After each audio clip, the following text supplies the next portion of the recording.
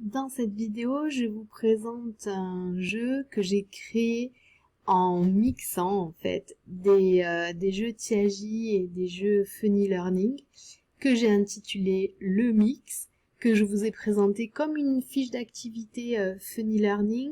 Je pense que c'est une activité particulièrement orientée pour les verts et les jaunes.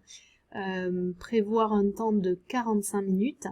Les objectifs pédagogiques travaillent la co-construction et l'esprit critique. C'est un jeu cadre qui va pouvoir s'adapter sur vos objectifs pédagogiques. Pour la préparation, avoir des feuilles, un timer, préparer des îlots dans la salle de formation, un tableau blanc et de manière générique, c'est-à-dire qu'il y aura une proposition 1, une proposition 2. Ça, vous pouvez préparer un sondage numérique, par exemple avec un Digistorm. Et ensuite, lors de l'activité, vous noterez au tableau quelle est la proposition 1, quelle est la proposition 2. Donc, vous allez demander aux apprenants de se mettre en sous-groupe. Je privilégie les groupes de 3-4 et d'avoir une feuille par groupe.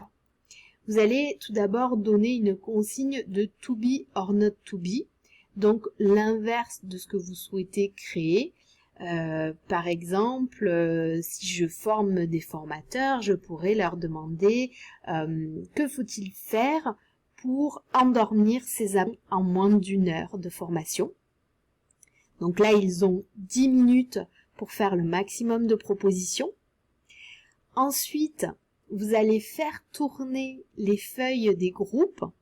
Donc là, on reprend un peu le principe du jeu de l'enveloppe, tout en continuant le to be or not to be, c'est-à-dire qu'ils vont prendre l'opposé de chaque proposition. Si par exemple l'autre groupe a mis faire un monologue, le groupe suivant, en prenant l'opposé, pourra dire instaurer des échanges. Donc là, on va lister les bonnes pratiques et pour cela, on peut laisser également 10 minutes. Ce qui est intéressant, c'est que en faisant tourner les feuilles, ils ne vont pas travailler uniquement sur leurs idées, mais vont en voir d'autres. Généralement, il y a une partie des idées qui sont communes et chaque équipe a trouvé des idées différentes. Ensuite, et là on peut continuer à faire tourner les feuilles, mais c'est optionnel, on va demander de sélectionner sur l'ensemble des propositions les 5 à 7 propositions les plus impactantes. C'est-à-dire, donc ça c'est important de bien expliquer aux apprenants, c'est-à-dire à votre avis, si on utilise ces 5 bonnes pratiques, ça crée le plus de changements bénéfiques. Alors, je situe 5-7, c'est par rapport aux 10 minutes. En 10 minutes, généralement, il y a le temps de donner beaucoup plus de propositions, mais ce que vous pouvez faire, c'est que vous faites un tour sur tous les groupes. Lors du deuxième tour, vous voyez combien de propositions ont été faites et vous réduisez un petit peu pour donner un nombre de propositions à sélectionner. Et ensuite, on se remet tous ensemble et toutes les propositions sélectionnées vont être présentées en grand groupe. Peut-être certaines seront les mêmes, donc vont s'annuler. Et on va voter pour les meilleures propositions.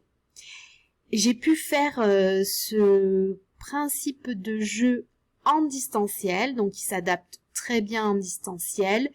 Les propositions dans ce cas-là sont notées sur des digipads. Ensuite, on procède au vote. On peut directement faire un vote sur le digipad grâce aux étoiles, qui sont la fonction évaluation. Et ensuite, ça peut être intéressant de développer chacune des propositions avec des exemples concrets, en faisant du lien avec des outils, donc finalement d'approfondir un peu les bonnes pratiques et de les faire réfléchir sur ça. Et donc on peut continuer aussi d'ailleurs la formation en allant approfondir chacune de ces propositions par des méthodes, des outils ou d'autres apports théoriques.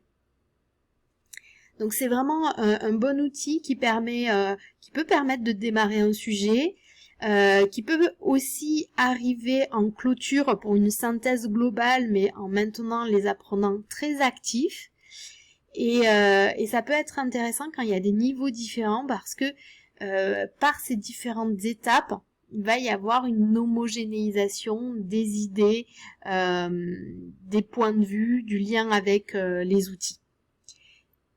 Donc en début de formation, en clôture, et puis c'est surtout reprendre les principes des jeux Tiagi et ou d'autres principes de jeu, les articuler. C'est vraiment en formation que j'ai eu cette inspiration et je vous encourage à prendre ces libertés. Au fur et à mesure que vous maîtrisez les outils, ça sera de plus en plus facile de savoir comment les détourner et les adapter à vos situations, à vos formations, à vos publics.